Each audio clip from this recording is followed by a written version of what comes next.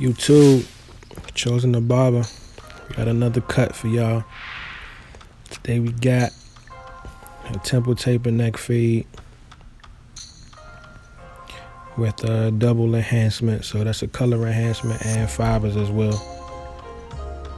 So we're gonna start off with the wall cordless magic clips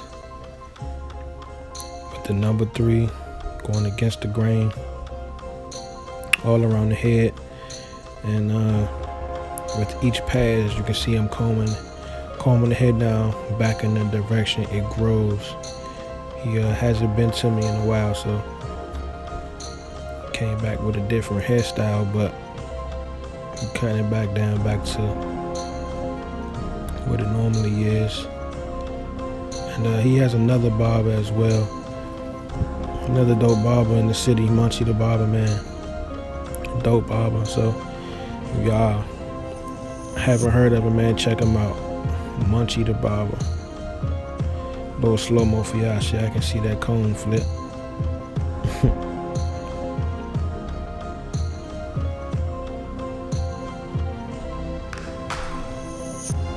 But yeah, we just taking everything down, going against the grain with that number 3. Making sure everything is even. Combing everything down back in place. Now we got that number 1 guard on there, going with the grain, taking it down to the desired length. So once you get a lot of that bulk out the way from the bush, now we can take it down to the desired length. So we got that 1 going with the grain. And with his hair texture, man, you want to be real careful of any swirls or whirls in the head. Also, he has like 2 different hair textures. So in the middle, from the front to the nape of the neck, or I guess the mohawk, his hair is thicker, and on the sides where his temples are, he has finer hair. So you want to be careful, and it grows in a different direction. So you want to be careful how you cutting that, man, because if you not careful, you'll give him a whole different haircut.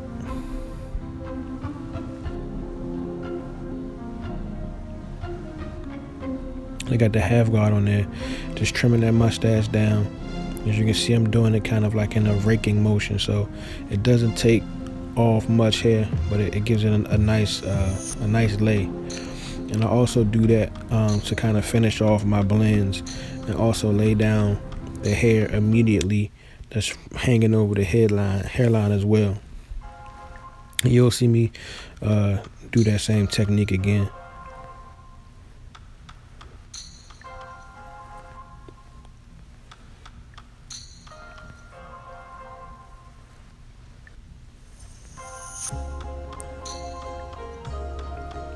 So now we have, so this is the a shadow taper. So we're not balding it or not skinning it out, but we have the magic clip, blade all the way open. Now we threw that 1.5 on there and going up about a 1/2 inch.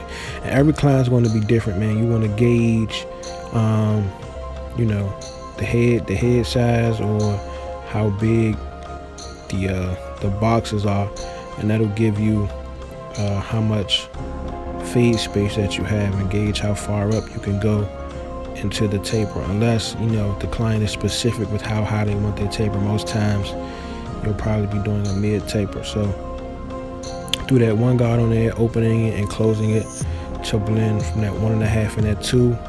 Now we got the half guard on there, blending that bottom line out. And as you can see, I'm doing that raking motion, and I have the blade open. And like I said, because his hair is finer on the side, so you want to be careful, especially with doing a technique like that, because you could really plug him. So I switched to my Austin fast feeds with the double magnetic guards on there. And the reason being is just because the teeth are longer and they feed hair a little differently. So when blending certain hair types and certain hair textures, you want to use a longer tooth clipper blade, which will help blend that hair in a little better. So now we're moving on to the neck taper. Got my Slimline Pros on there, putting my line, my first guideline.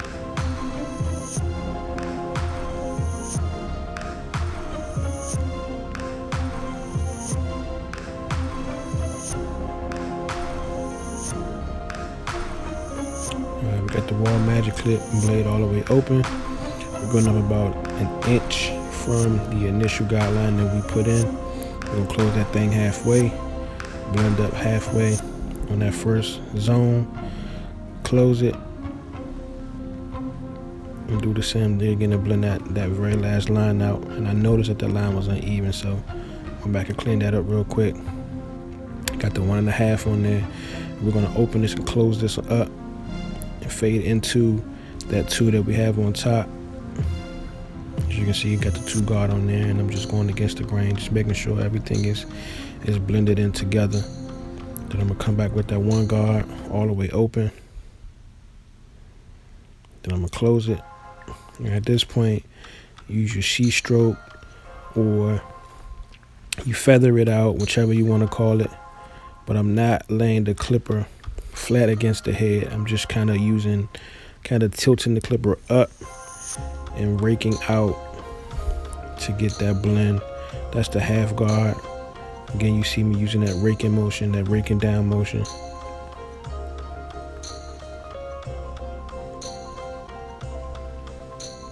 And with the half guard, you want to be careful not to go too high, because you can plug a client that way as well. So I went in with no guard, with the blade all the way open, basically point cutting. All right, so now we're just brushing them off, keeping that canvas clean. We're gonna spray them with some light holding spritz. And we're gonna blow dry it down, brush it down. And that just helps with drying out the skin, keeping the hair in place, keeping it still, so you don't have to really chase too many hairs and chase the hairline and risk pushing the hairline back. So right now I'm just lining the nape of his neck up using my blackout and this T outliners. And these are adjusted. Now they're 0 gap, but they aren't sharp, if that makes sense. So they're adjusted in a way where it won't cause any irritation on the sensitive area, such as the nape of the neck. So you can pretty much use it on children too.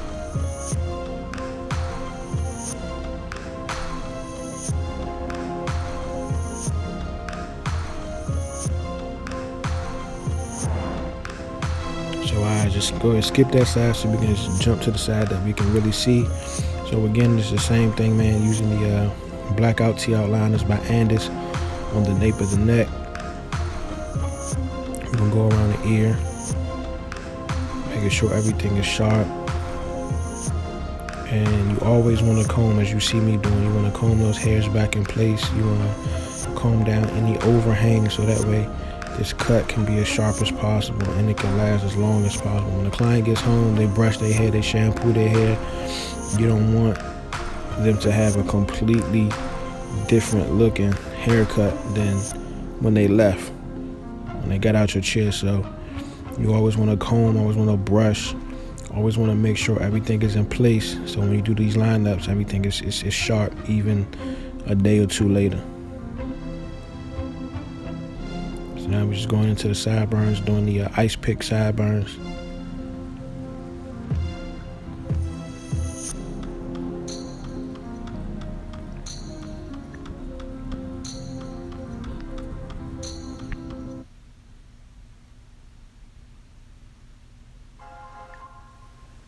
And he had his little man with him, so I stopped and got little man some candy, man. And the cut in real time took about 48 minutes, but we had to pause and stop a couple times to make sure little man was good. So the cut probably normally would have taken me about 35-40 minutes, even with the enhancements. So as you can see, he's thinning more on one side than the other, and I actually should have started the lineup on this side, but I didn't. So next time I know to start the lineup on this side because it's the weaker side. So you always want to start the lineup on the weaker side of the hairline, if that makes sense. So if a client ever comes in your chair and they're receding on one side more than the other, start on the weaker side, so that way you can match up. You can match up the lineup so it looks as even and symmetrical as possible.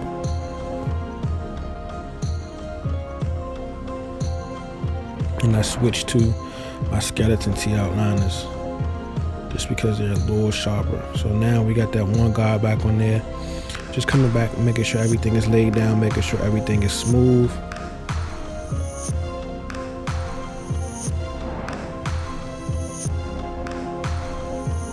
Lord man make a cameo again.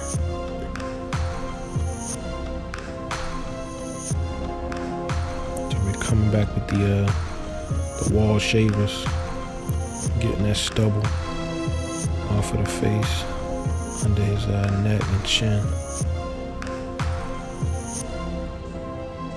Just some detail work, man. Just some stuff that really helps with the outcome of the overall outcome of the cut. Now we got my Hawk the Barber Prodigy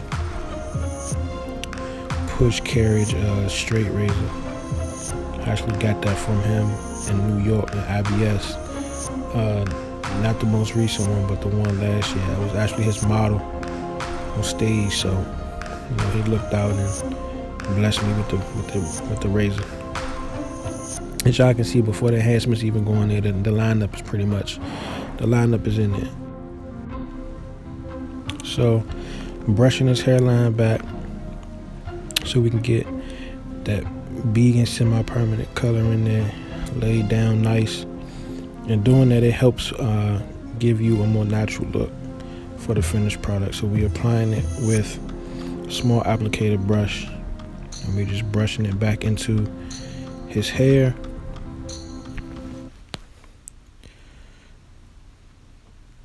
Lord man again, man, looking for some more candy. He about to try to climb up there and get some, so we had to stop for a second. Come back to work. Normal barbershop life, man. Nothing wrong with it. So while the color is still wet, you want to go with the trimmers, clean up any excess color. And then we're going to brush the hair back in place. And this will allow for the remaining excess color to fall forward beyond the hairline. So again, you come back with your trimmers and you hit it. And this just also helps provide a sharper line as well. So I skipped the other side because the process is the same. We come back with the spritz, hit them with some fiber.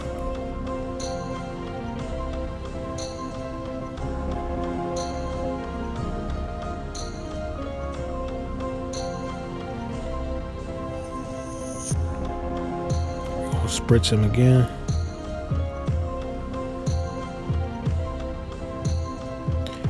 Blow dry to lock it in. We're gonna come back with the skeletons.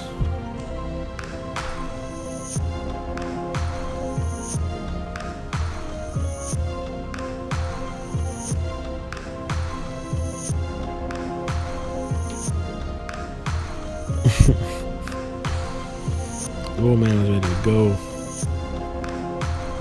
I had cut his head too, so he had enough.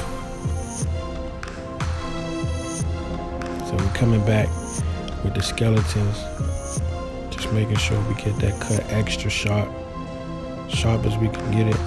Come back with my T, with my blackout T outliners, and again, they're adjusted differently, so I'm able to, for lack of a better term, scrape the forehead and get off the excess spritz and the excess fiber. So when I hit it with the razor, I'm not really fighting against too much buildup.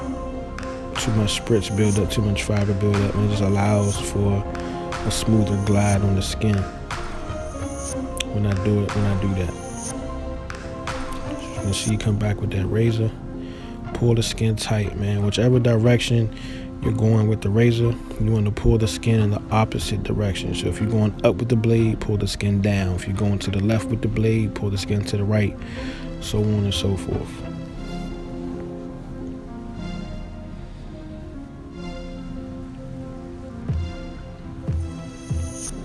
Pulling that skin, man, with every stroke of the blade that you take, you want to pull that skin. You don't want to cut your client, nick your client, anything like that. And it provides less irritation on the skin as well. So we're coming back with those skeletons, the T outliners, and we're just gliding over the top of his hair, getting any loose ends, Again, just another technique to help the haircut last as long as possible, make it look as good for as long as it possibly can. Lay the hair down, just giving it a smoother look. These are all finishing practices. Always want to finish that cut. Now we're gonna come in with the shears. We're gonna do the same thing, pretty much the same concept.